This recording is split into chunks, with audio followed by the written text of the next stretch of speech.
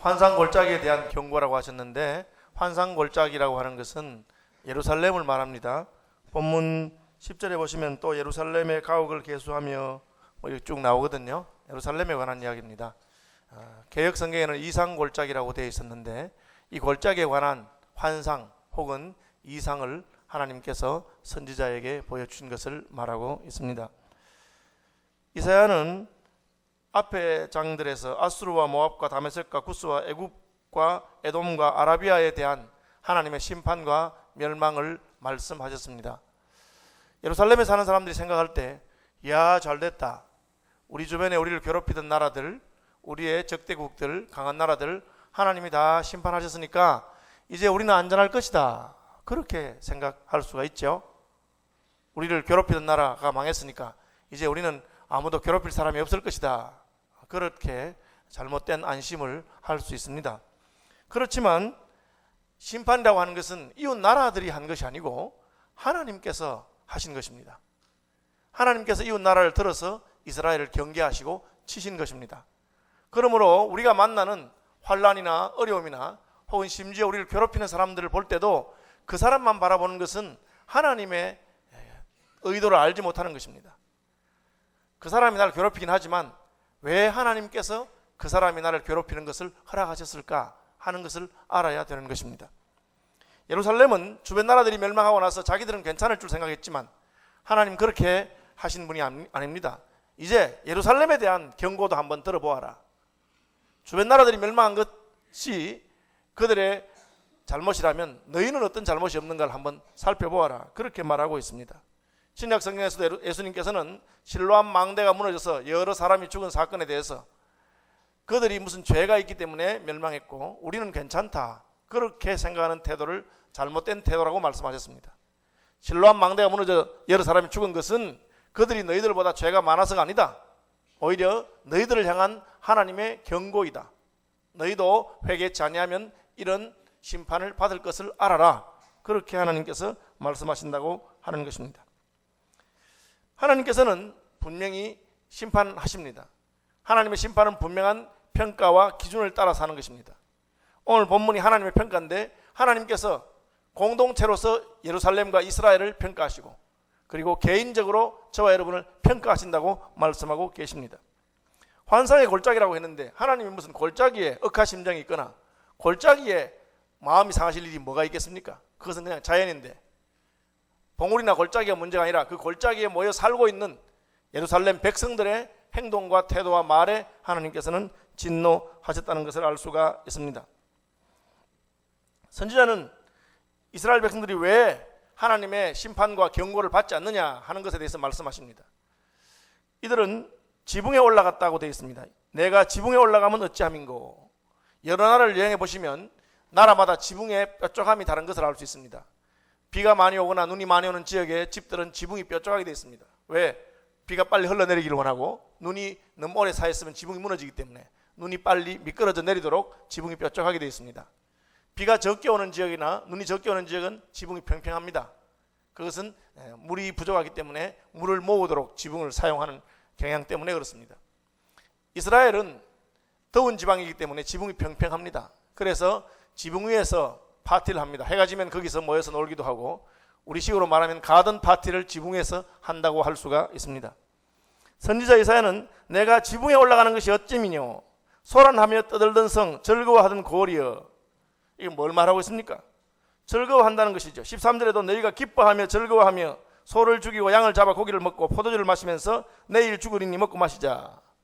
먹고 마시는 것에 대해서 하나님이 왜 책망하십니까? 아니 사람이 일만 하면 살 수는 없잖아요. 휴가도 가야 되고 쉬기도 하고 놀아야 되는 것이 정상적이고 당연한 것입니다. 예, 물론 일반적인 경우에라면 먹고 마시고 쉬는 것에 대해서 하나님께서는 비난하지 않을 것입니다. 예수님은 가나 혼인잔치에서 물로 포도주를 만드셔서 혼인잔치의 기쁨을 즐겁게 하신 분이고 천국잔치를 베풀고 자기 백성들을 초대하는 분이 하나님이라고 말씀하신 분입니다. 그런데 왜 웃고 떠들고 잔치하는 것에 대해서 선지자는 경고하고 책망합니까? 그 이유는 하나님께서 지금 심판을 경고하시기 때문에 그렇습니다. 하나님이 지금 화가 너희 목전에 닥쳤다는 것을 말하고 있는데도 그 말을 무시하면서 그냥 즐겁게 지내기 때문에 그렇습니다. 노아가 방주를 만들고 하나님의 심판을 예언했을 때 모든 사람들은 그 말을 무시했습니다. 그래서 심판하는 날까지 장가가고 시집가고 자기들 좋은 것을 다 했다. 소심의 일상적인 삶에 그냥 함몰되어 있는 것입니다. 그 자체가 나쁜 것은 아니지만 이미 홍수 심판이 예정되었다면 그렇게 할 수는 없는 것이죠. 집에 가서 편안히 소파에 누워서 텔레비전 보면서 쉬는 것을 누가 잘못이라고 하겠습니까? 또 오랜만에 라면 하나 끓여 먹는다고 해서 누가 무슨 말 하겠습니까? 그러나 만약에 집에 불이 났다면, 집에 불이 났다는 소식을 듣고 불이라는 소리를 들으면서도 여전히 먹던 라면을 끝까지 먹어야 된다든지 혹은 보던 텔레비전 드라마를 끝까지 보고 앉아 있어야 되겠다든지 하면 그 사람은 어리석은 사람일 것입니다. 선지자는 그것을 말하고 있습니다. 이미 하나님이 경고하셨습니다. 그리고 그 하나님의 경고대로 심판이 목전에 임박했습니다. 선지자는 심판에 관해서 과거형을 사용해서 표현하고 있습니다. 이것은 앞으로 일어날 일이긴 하지만 너무나 분명하기 때문에 히브리어의 어법에 따르면 선지적 완료형이라 그래서 앞으로 일어날 것이긴 하지만 너무나 분명한 사건이기 때문에 미래형을 쓰지 않냐고 과거형을 쓰는 거예요. 너 이제 죽었어. 너 정말 큰일 났어. 우리나라에도 그런 표현이 있습니다. 앞으로 일어날 일이긴 하지만 너무나 분명하기 때문에 하나님의 의도와 의지를 선지자가 발견하고 놀라서 이제 큰일 났구나. 하나님이 드디어 예루살렘에게도 징계를 내리시는구나. 선지자는 마음이 애통한데 이스라엘 백성들은 여전히 웃고 떠들고 지붕에 모여서 놀고 있는 것입니다. 그들은 선지자에게 함께 쾌락에 동참할 것을 요청합니다. 선지자는 거절하면서 4절에 그러므로 내가 말하노니 돌이켜 나를 보지 말지어다. 나는 슬피 통곡하겠노라. 내 딸 백성이 패망하였으므로 말미암아 나를 위로하려고 힘쓰지 말지니라. 그렇게 되어 있습니다. 조금 이해가 쉽도록 앞뒤에 문장을 바꿔본다면 이렇습니다. 그러므로 내가 말하노니 돌이켜 나를 보지 말지어다. 나를 위로하려고 힘쓰지 말지어다. 내 딸 백성이 패망하였으므로 말미암아 나는 슬피 통곡하겠노라. 그렇게 말하고 있습니다. 그들은 선지자를 보고 이리 오세요. 아니 뭐 하십니까? 같이 즐깁시다. 마시던 음식을 준비하고 파티를 준비했으니까 같이 즐겁게 놉시다. 그렇게 말하고 있습니다. 그러나 선지자는 그럴 수가 없습니다. 하나님의 심판이 예루살렘에 임박한 것을 보았기 때문에. 그래서 그는 백성들에게 아니 하나님이 그토록 경고하시고 여러분 말씀하신 것을 듣지 못했습니까? 그렇게 말하고 있는 것입니다. 여러분 우리가 그냥 즐겁게 지내는 것을 하나님 싫어하시는 분 아닙니다. 천국은 기쁨이 있는 곳이고 슬픔과 눈물이 없는 곳이고 하나님 우리가 기뻐하고 즐거워하는 걸 좋아하십니다. 그렇지만 기뻐할 때가 있고 슬퍼할 때가 있는 것입니다. 언제입니까? 하나님이 여러분에게 경고하셨을 때, 하나님이 여러분에게 책망하셨을 때, 그 꾸지람을 듣고도 싱글벙글 웃는 것은 옳은 것이 아닙니다.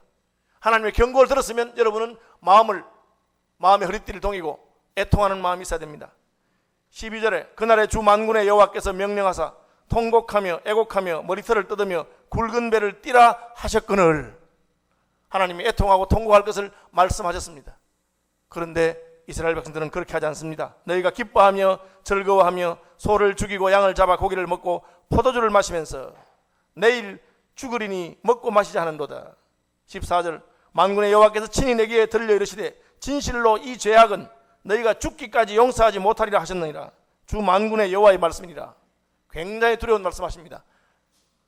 너희들은 죽어도 용서받지 못할 거야. 죽어도 용서받지 못할 거야. 왜 그렇습니까? 그것은 이스라엘 백성들이 알고도 하나님의 경고를 받아놓고도 그것을 일부러 무시했기 때문에 그런 것입니다. 그것을 다윗은 고범죄라 그랬습니다. 알면서 그렇게 하는 것이죠. 저는 이 말씀 보면서 목사로서 제 자신이 얼마나 두려운지 모릅니다. 성경은 우리에게 너희는 많이 선생님이 되지 말아라. 선생된 너희에게 더 큰 심판이 있을 것이다. 왜요? 알면서 교인들에게는 그렇게 살지 말라고 해놓고 자기는 그렇게 살았기 때문에. 너 몰라서 그런 거 아니지 않느냐? 너가 다른 사람을 가르쳐놓고는 왜 그렇게 사느냐? 그렇게 말하는 것입니다. 이것이 바로 교회에서 직분을 받는 것의 두려움입니다. 하나님께서는 집사보다 장로보다 목사를 더 책망하실 것입니다. 왜? 그는 교회 오래 다니고 직분을 더 많이 받고 그럼에도 불구하고 알면서도 일부러 무시하는 것입니다. 하나님께서 저와 여러분에게 말씀하지 않았다면 여러분 평안하고 기쁘게 지내시기를 바랍니다. 그러나 성령께서 혹시 여러분의 마음속에 내가 이렇게 살아서 되겠는가? 이미 내 일생이 많이 지나갔는데도 불구하고 나는 이런 식으로 세월을 낭비하며 살아야 되겠는가? 그런 강력한 경고를 주시거든. 여러분, 그 경고 앞에 자기를 돌아보고 애통하고 회개하고 하나님께 살려달라고 부르짖으시기를 바랍니다. 이스라엘 백성들은 하나님의 경고가 있음에도 불구하고 이웃 나라들이 망해서 넘어져가는 것을 보면서도 불구하고 경고를 받지 아니했습니다. 우리하고는 아무 상관이 없는 것처럼 생각했습니다. 그러나 곧 하나님의 심판이 임하게 될 것이고 그들은 그 심판을 아무도 피할 수 없게 될 것입니다. 어떻게 심판이 임합니까? 너의 죽임을 당한 자들은 칼에 죽은 것도 아니요 전쟁에 사망한 것도 아니라 너희 관원들은 다 함께 도망하였다가 활을 벌이고 결박을 당하였고 너의 멀리 도망한 자들도 발견되어 함께 결박을 당했다. 이 말이 뭡니까? 하나님이 전쟁을 일으켜서 쳤는데 전쟁의 싸움도 한번 안 해보고 망했다는 것입니다. 왜? 도망가다가 하나님께서 예루살렘의 위기를 오게 하십니다. 그 예루살렘 위기를 보고 하나님 백성이라면 어떻게 생각해야 됩니까? 애통하는 마음이 있어야 됩니다. 아이고 나는 괜찮으니까 나라야 망하든지 말든지 나는 피하면 되겠다. 그것은 하나님 백성의 바른 태도가 아닙니다. 왜 하나님이 모세를 사랑하고 모세를 귀하게 생각하십니까? 그가 모세야 내가 너무 속이 상해서 저놈들 다 심판하고 너로부터 시작해서 새롭게 민족을 일으키겠다. 모세가 울면서 하나님께 매달립니다. 하나님 그렇게 하지 마십시오. 그렇게 돼서야 다른 사람들이 뭐라고 하겠습니까? 하나님이 자기 백성을 구원할 힘이 없어서 광야에서 다 죽였다고 하지 않겠습니까? 하면서 차라리 내 이름을 생명책에서 빼시더라도 우리 백성들을 살려달라고 그렇게 부르짖었습니다. 그러나 이스라엘은 그렇지 않았습니다. 전쟁의 소식이 들리자 지도자들부터 관원들부터 시작해서 모든 백성의 이르까지 전부 다 도망갔습니다. 그들은 도망가면 살 줄로 생각한 것입니다. 무슨 잘못입니까? 그 전쟁이 자기들을 공격해오는 사람들에 의한 것이 아닙니다. 그 사람들만 피하면 되는 것이 아니라 하나님께서 온 것이기 때문에 피할 길이 없는 것입니다. 내가 음부에 가서 내 자리를 펼지라도 하나님 거기 계시고 내가 새벽 날개를 치며 땅끝에 가서 거할지라도 하나님이 거기 계신다고 시편 기자가 고백한 것처럼 하나님의 눈길과 하나님의 손길을 피할 수 있는 곳이 없는 것입니다. 그럼에도 그들은 그냥 내가 도망가면 될 줄 생각했고 관원들은 먼저 정보를 알기 때문에 정보를 빨리 가지고 그 정보를 가지고 자기만 피하려고 생각합니다. 어떤 사람들은 멀리 도망가면 된다고 생각했습니다. 그러나 멀리 도망가도 소용이 없고 먼저 도망가도 소용이 없는 재앙이 임합니다. 하나님께서 그렇게 하신 것이기 때문에 그렇습니다. 이때의 가르침과 교훈을 이스라엘 백성들은 받았던 것 같아요. 그래서 1967년도입니까? 6.1 전쟁이 났을 때 그 이집트와 아랍연맹과 이스라엘이 싸우면 상대가 안 됩니다. 인구라든지 무기라든지 훨씬 이집트와 아랍연맹이 강했습니다. 그 당시 이집트는 러시아가 후원하고 있었습니다. 그랬는데 6일 만에 이집트는 시나이 반도 전체를 뺏기는 그런 일이 생기게 됐습니다. 어떻게 그런 일이 생깁니까? 그 일이 났을 때 대표적인 그 이집트와 이스라엘 백성들의 차이를 보여주는 게 있는데 미국에 유학에 있던 이집트 학생들은 다 도망갔습니다. 왜? 혹시 나라에서 자기를 소집할까 싶어서 전쟁에 끌려갈까 싶어서 도망갔습니다. 이스라엘 유학생들은 학업을 중지하고 다 이스라엘 돌아갔습니다. 왜? 조국이 지금 전쟁의 위기에 처해 있는데 우리가 한가하게 공부하고 있을 때가 아니다. 그렇게 한 거예요. 우리 교단에도 그런 선배가 있습니다. 보건병원 초대 총무를 지냈던 전영창 교장 선생님, 거창고등학교 교장 선생님이시죠. 선교사들의 후원을 받아서 웨스턴 신학교라고 미국의 신학교에서 공부하러 갔습니다. 6.25가 터졌습니다. 몇 달만 있으면 졸업이에요. 그는 졸업을 포기하고 한국으로 돌아오는 비행기표를 끊고 선생님들 찾아가서 제가 우리나라에 전쟁이 났다 하니까 돌아가겠습니다. 그 학장님과 교수님들이 그걸 너무 아껴서 전군 이해는 하는데 그러나 몇 달만 있으면 졸업인데 졸업하고 가거라. 졸업장 가지고 가면 그래도 나라에서 여러 가지로 쓰일 때가 많을 건데 몇 달만 참지 그래. 그랬는데 선생님 말씀은 감사하지만 제 조국에 전쟁이 터졌는데 제가 어떻게 편안하게 공부를 할 수 있겠습니까? 비행기표를 끊었고 가겠습니다. 그러니까 그 학장님이 좋다. 그러면 떠나는 날 아침 식사는 우리 집에서 해라. 같이 밥이나 한 끼 먹고 가자. 그래서 짐을 다 꾸려가지고 그 집에 가서 아침 식사를 했는데 식사 딱 끝나니까 학장님이 전영창 군 일어서라고 그 식탁에 일어 세우더니만 그 자리에서 졸업장을 수여했습니다. 교수들에게 특별 회의를 해가지고 이분은 몇 달 먼저 가지만 졸업장 준다고 가서 하나님 나라 위해 쓰임 받으라고. 제가 그 이야기를 읽으면서 참 그래도 우리 교단의 선배들이 다르다, 지도자들이 다르다, 그런 마음이 들었어요. 하나님께서는 선지자 이사야를 통해서 너희들이 난리가 나면 도망부터 갈 생각하고 자기의 안전만 챙기고 어디 멀리 도망가면 살 것처럼 생각하는데 절대 살지 못할 줄 알아라. 왜? 이 재앙은 하나님께로부터 오는 것이기 때문입니다. 예수님께서는 예루살렘을 향해서 예루살렘아 예루살렘아 암탉이 병아리를 그 날개 아래 품으려 함 같이 내가 몇 번이나 너를 불렀느냐. 권고하다 안 되니까 스스로 십자가에 못 박혀서 죽으신 분이 바로 예수님이십니다. 그분이 바로 자기 백성을 사랑하셔서 자기 백성을 위해서 피 흘리신 분입니다. 그런 사람이 없기 때문에 예루살렘 성은 멸망할 것이라고 말하고 있습니다. 오늘날 조국 교회는 어떻습니까? 요즘 제가 교회들에 대해서 들리는 소식을 들을 때 마음이 너무 안타까운 것은 교회가 평안하고 재미있고 즐거울 때는 교인들이 많이 모이다가 교회에 무슨 위기가 생기거나 어려움이 생기면 썰물같이 빠져나가 버려요. 몇만 명 모이던 교회가 교회 안에 무슨 분쟁이 있고 문제 생기면 그야말로 다 떠난다는 거예요. 그럼 교회가 되겠습니까?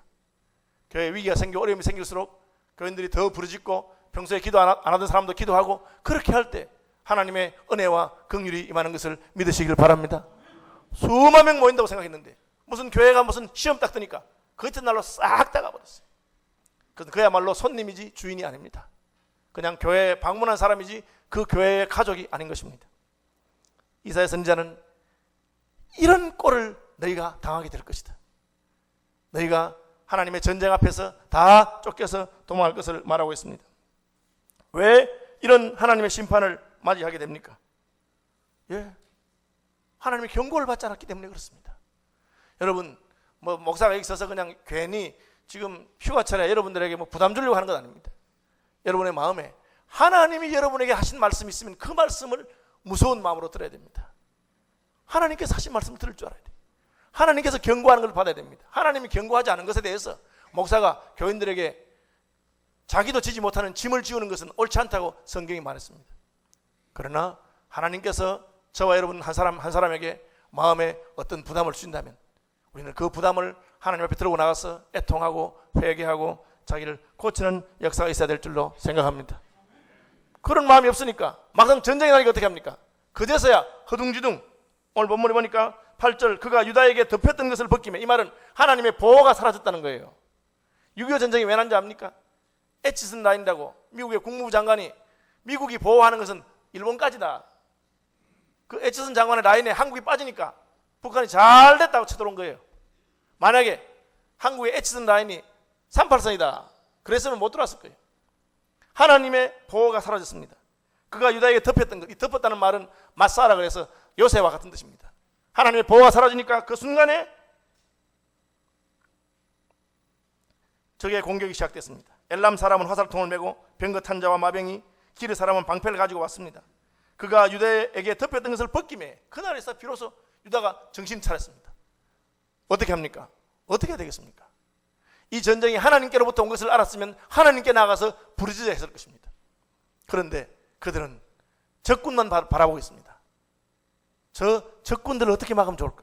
그제서야 숲을 곳간에 병기를 바라보았다. 무기를 찾기 시작했습니다. 다윗성에 무너진 곳이 많은 것도 보았다. 어이구, 성벽이 무너져 있구나.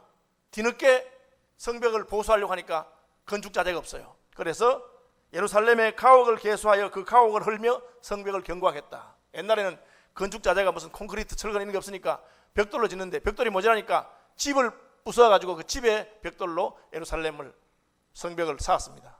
아주 열심히 한 거죠.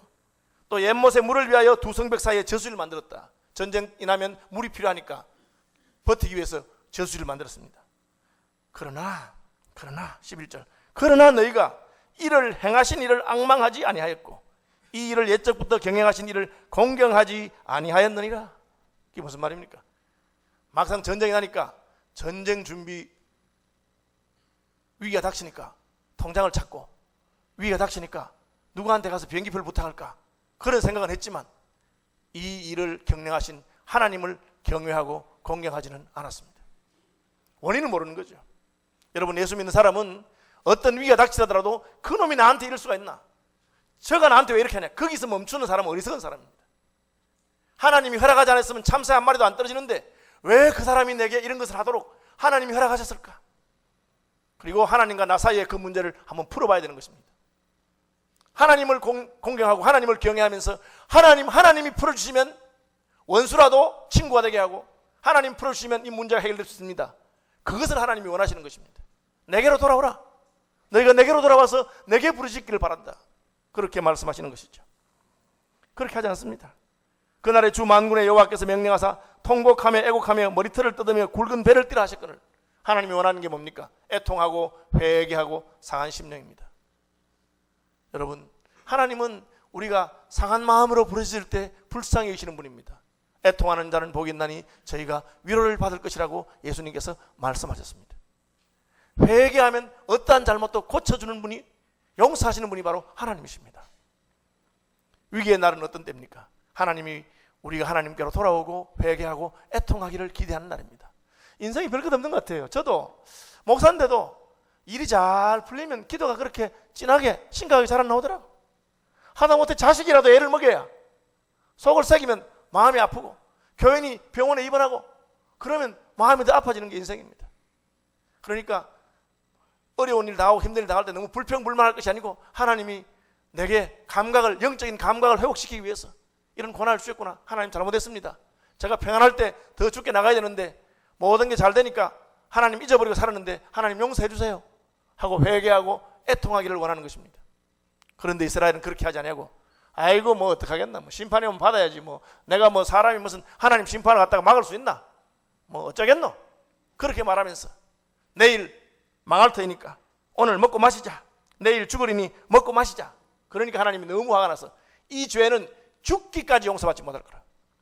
그래, 내가 너희를 사랑해서 경고하고 깨달으라고 흔드는데, 그래 뭐 죽어, 내일 죽을 거니까 그냥 먹고 마시자. 죽기까지 용서받지 못할 것이라. 아주 하나님께서 무서운 말씀을 하고 계시는 것입니다. 이것이 이스라엘 공동체에 대한 하나님의 경고였습니다. 공동체에 대한 경고만 있는 게 아닙니다. 이어지는 15절 이하에는 셈나라고 하는 이스라엘에서 아주 출세한 국내 대신과 재무 대신을 겸하고 있는 나라의 재정과 왕궁을 맡은 자에 대해서 하나님께서 책망하는 것을 볼 수가 있습니다. 이것은 무슨 말씀입니까? 나라가 다 망해도 나는 통장이 뗀뗀하기 때문에 끄떡없어. 아무리 환란이 와도 나는 이미 다 미국 시민권 얻어놨고 나는 가면 돼. 그렇게 말하는 사람들에게, 아니다. 하나님은 공동체를 심판하실 뿐 아니라 공동체를 심판할 때 그 공동체에 함께 있는 지도자들과 그리고 개인도 그의 삶을 가지고 하나님께 심판받을 것을 말하고 있습니다.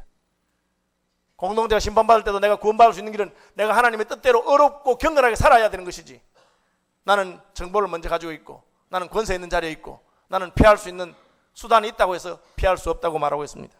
하나님은 셈나에게 너는 바위를 쪼아서 집을 지었다 그랬어요. 요즘같이 철근 콘크리트가 없으니까 그 당시에 최고급 집은 돌로 짓는데, 이 사람은 돌로 짓는 게 아니고 아예 바위를 파내가지고 멋있게 집을 지었습니다. 하나님 말하십니까? 그게 바로 너의 무덤이 될 것이다. 왜? 이스라엘 백성들은 돌을 파서 무덤을 지으니까. 너 말이야 권세 있다고 해서 어리어리하게 집을 잘 지었는데 그게 네 무덤이 될 거야. 그렇지만 너는 그 무덤에도 묻히지 못해. 내가 너를 공처럼 뚫뚫 뭉쳐가지고 먼 광야에 던져버릴 거야. 아무도 너를 찾는 자가 없고 너의 영광의 수레도 그곳에 던져버릴 거야. 하나님께서 그렇게 말씀하셨습니다. 하나님은 우리 한 사람 한 사람의 삶에 관심이 있습니다. 하나님의 은혜로 높아지고 하나님의 은혜로 부유해지고 하나님의 은혜로 건강해진 사람이 그것을 하나님께 영광을 돌리지 않냐고. 왜 그의 영광의 수레를 하나님께서 던져버린다고 말씀하십니까? 그가 관직을 맡았음에도 불구하고 나라에 수치를 끼쳤기 때문에 그렇습니다. 수치를 끼치는 자여, 16절 주인의 집에 수치를 끼치는 자여, 내가 그곳에서 죽겠고 내 영광의 수레도 거기 있으리라. 우리 인생의 삶의 목표가 무엇입니까? 하나님께 영광을 돌리는 것입니다. 예수 믿는 자가 우리로 인해서 예수님의 이름이 높임을 받아야 되는데, 하나님이 먹을 것과 입을 것을 공급하시고 우리의 필요를 주셨음에도 불구하고 그것을 가지고 하나님의 이름에 수치를 당하게 하는 자들, 오늘날도 얼마나 하나님께서 조국 교회를 보시면서 안타까운 마음으로 셈나를 책망하시듯이 책망할 자가 있을 것입니다. 그는 엘리야김을 들어서 너의 자리를 차지하겠다, 이 말이 뭐냐? 셈나가 훨씬 똑똑하고 잘나고 한 사람이 장관 2개 차지했으니까 얼마나 똑똑합니까? 그런데 하나님께서 너 없으면 내가 장관 세울 사람이 없어서 너를 세운 줄 아느냐? 탁 끌어내고 내가 엘리야김을 너의 자리에 앉힐 것이다. 그리고 벽에 못을 단단하게 박은 것처럼 내가 콱 박아가지고 그의 자리를 견고하게 만들 것이다.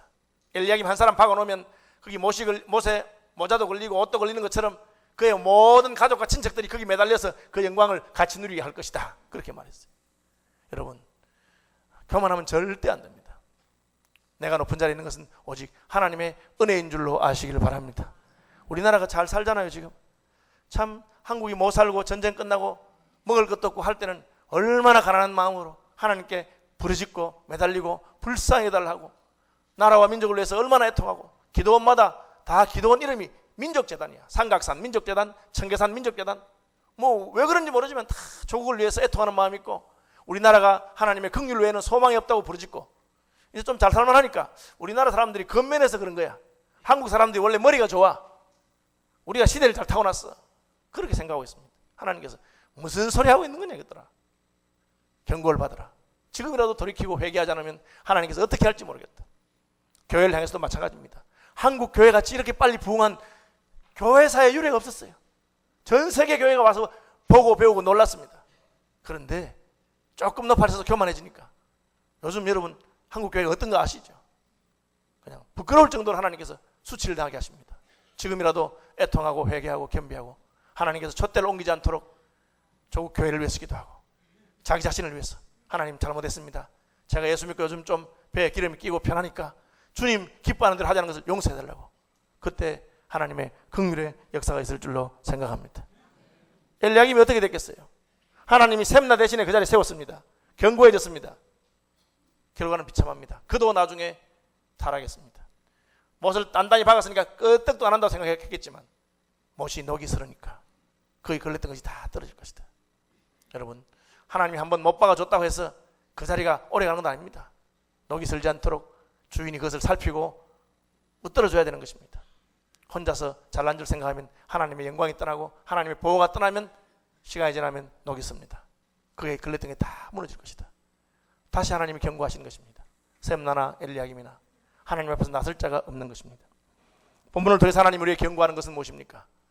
하나님 말씀을 듣고 애통하고 순종하고 겸손한 사람이 되라는 것입니다.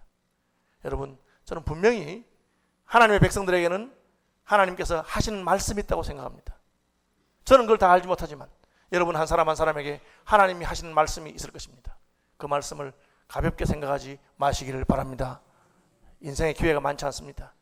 언제 하나님의 심판이 임할지 모릅니다. 하나님 앞에서 자기를 돌아보고 거룩하고 경건하고 애통하고 회개하고 겸손한 그런 삶을 사는 우리가 되기를 바랍니다.